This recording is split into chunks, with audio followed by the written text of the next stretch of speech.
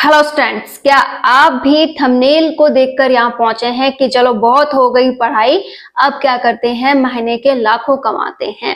तो अगर ये बात आपके माइंड में आई है तो आज बस इस बात की रियलिटी जानते हैं कि क्या वाकई ही में हम YouTube से लाखों इजीली कमा लेंगे या फिर हमें इतने सालों की तैयारी को यूं ही छोड़ देना चाहिए।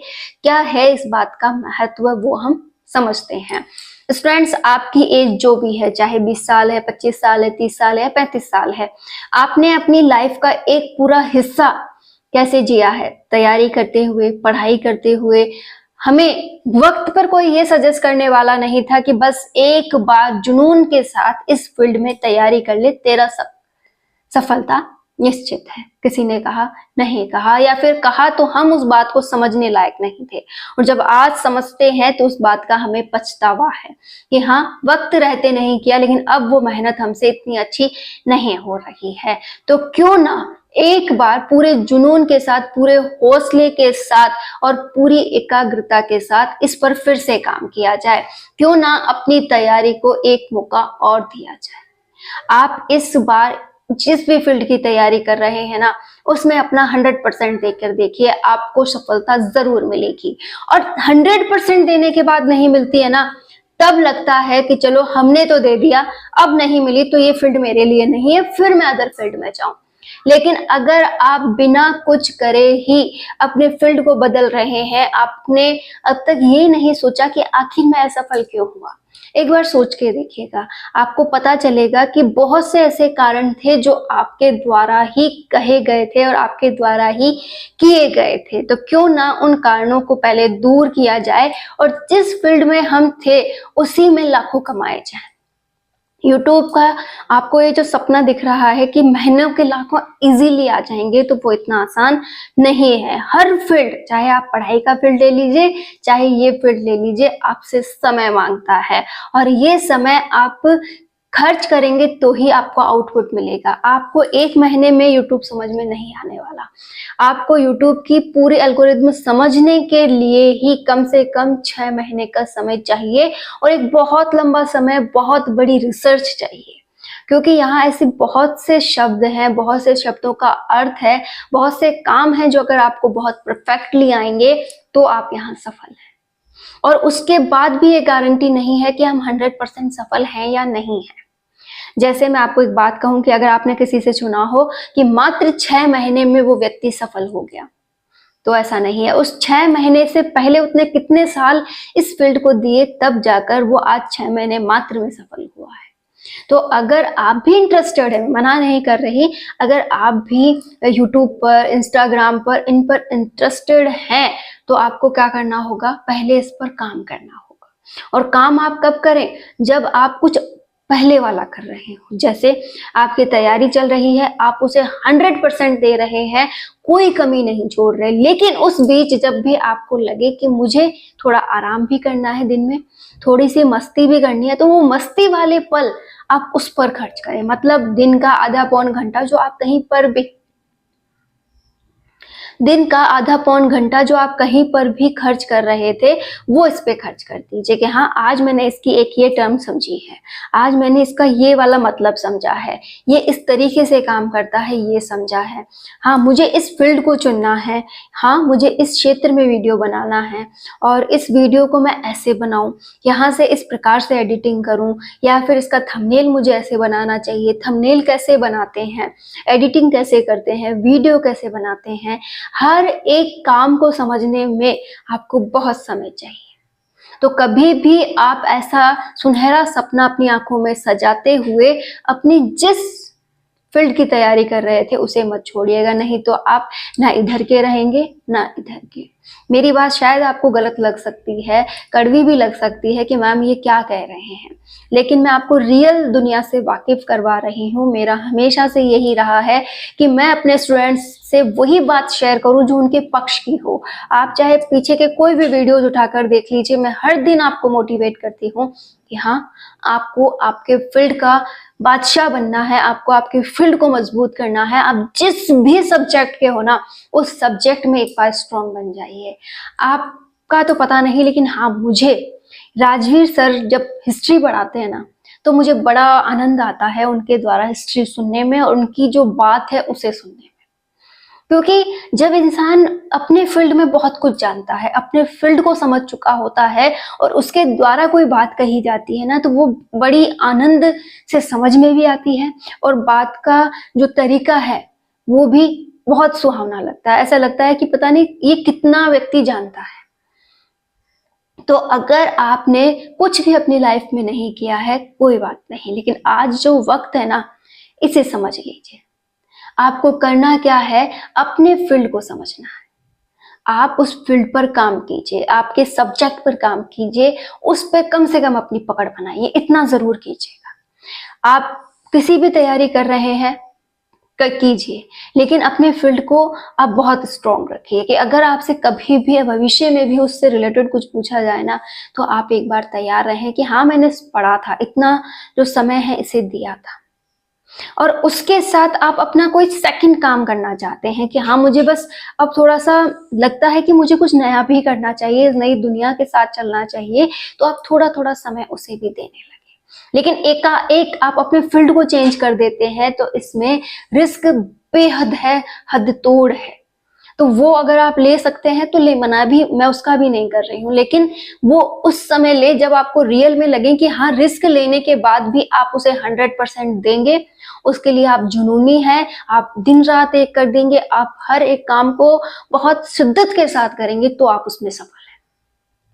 लेकिन ऐसे ही एकाएक अपना सब कुछ त्यागते हुए उस सपने के ऊपर लग जाना, ये इतना गलत है जिसकी कोई हद ना हो। अभी मैं आपसे कहूं कि भाई आप कर रहे थे हिंदी मीडियम से तैयारी, ठीक है, आपने एकाएक हिंदी मीडियम छोड़ के मीडियम डाल दिया है इंग्लिश, ठीक है। अब आप जो पहले पढ़ रहे थे, जानते भी हैं, उसे ही सडनली इंग्लिश में पढ़ना इतना टफ लगेगा कि आपको उसका पूरा रिदम समझने में ही बहुत समय लग जाएगा ना। तो बस ऐसा ही कुछ है कि अगर आप अपने फील्ड को पहले स्ट्रॉन्ग करते हैं, उस पर अपनी पकड़ बनाते हैं और जिस काम को कर रहे थे उसमें पहले आगे बढ़ते हैं और उसमें चलो अपना 100% दे दिया और फिर सफलता नहीं मिल रही है ना, फिर जाओ दूसरे। और दूसरा, अगर आपको लगता है कि मुझे साथ के साथ ही करना है, तो पहले की प्रायोरिटी अधिक और दूसरे की प्रायोरिटी में थोड़ा ही समय आना चाहिए, तब आप बहुत कुछ कर सकते हैं। आप रियल में कुछ करना चाहते हैं, अपने लिए कोई सेकंड सेक्टर चुनना चाहते हैं, तो मैं आपसे इतना कहूँ, जैसे कि आप ट्यूशन देना चाहते हैं, आप पढ़ाना चाहते हैं, आप एक स्टूडेंट हैं और इस फील्ड में बहुत अच्छे हैं, तो आप ये काम जरूर करें। इससे क्या होगा, आपका जो ये पढ़ाई का तरीका है वो बढ़ेगा। जैसे आपकी तैयारी स्ट्रांग होगी, केवल उनको पढ़ाएं जिसकी आप तैयारी कर रहे हो। जैसे आप फर्स्ट ग्रेड की कर रहे हैं तो आप 11th 12th और बीएससी को पढ़ा सकते हैं। इससे आपके कॉन्सेप्ट क्लियर होंगे और आपके सब्जेक्ट में भी आपकी पकड़ बनेगी। इसी के साथ अगर आप किसी भी, जैसे कि एसआई वगैरह की, पटवार वगैरह की कर रहे हैं, तो आपको मैथ, रीजनिंग, इंग्लिश, इनमें से बहुत अच्छी पकड़ हो गई होगी, तो आप इन्हें पढ़ाइए। तो ये आप पे डिपेंड करेगा कि आप कैसे पढ़ा रहे हैं। अब बात यह है कि मैम आप पुराने जमाने की बात भी कर रहे हो, नए जमाने का तो बताओ। हाँ, अब आप ये कर सकते हो कि जो ट्यूशन है उसे ऑनलाइन पढ़ा सकते हो।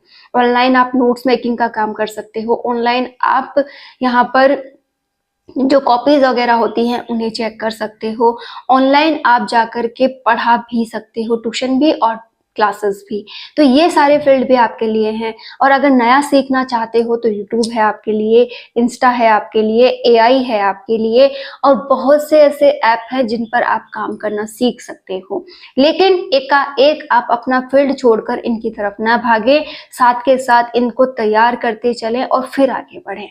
आपने देखा भी होगा कि 6 महीने की अगर कोई सफलता दिखा रहा है तो पीछे कम से कम 4 से 5 साल या 2 साल का तो उसके पीछे रहता ही है, उसका जो किया हुआ अब तक का मेहनत है।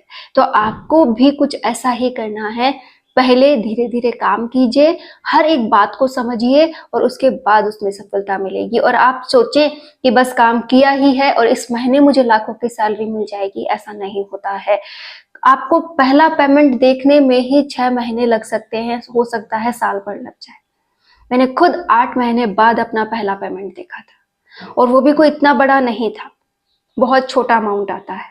तो आप ये सोचिए कि इतना समय हम में सब्र है या नहीं है, क्या हम इतना रिलैक्स पॉइंट पर एक ऐसे काम कर सकते हैं क्या, ऐसे बिना सैलरी की जॉब हम कर सकते हैं, बहुत दिनों तक हमें बिना सैलरी के रहना है, अपना ही 100% देते जाना है और फिर जाकर हमें रिजल्ट मिलेगा। क्या आप इसके लिए तैयार हैं? तो ये फील्ड आपका है। और इसमें भी कोई गारंटी नहीं है कि उसके बाद भी आप सफल हैं या नहीं है।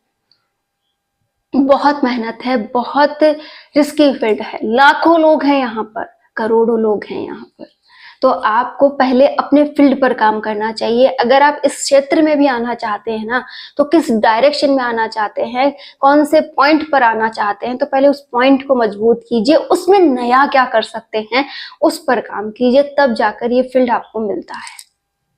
तो प्लीज ऐसी बातों से गुमराह ना हो, अपने फील्ड को ना छोड़ें, अपने आप के ऊपर जो विश्वास है आपका उसे ना तोड़ें, और जो भी आप करें उसे सोच समझ कर करें, अपने सारे पक्ष पर गौर करें। जैसे आप एक कॉपी लेकर बैठे हैं और आपने आज केवल अपने ऊपर काम किया है कि मेरे कौन कौन से फील्ड हैं जो मजबूत हैं और मेरे वो कौन से फील्ड हैं जो कमजोर हैं, मैं कौन सी ऐसी बात है जिसमें अच्छा नहीं हो, चाहे वो कम्युनिकेशन हो, अपने आप को रिप्रेजेंट करना हो, या फिर कोई भी ऐसी बात जो आपकी नेगेटिव है, उस पॉइंट को भी आप वहां लिखें।